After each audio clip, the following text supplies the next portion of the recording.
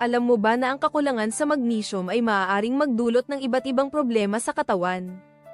Ilan sa mga karaniwang senyales nito ay ang madalas na pulikat o muscle cramps, panghihina ng katawan, hirap sa pagtulog, at mabilis na pagkapagod.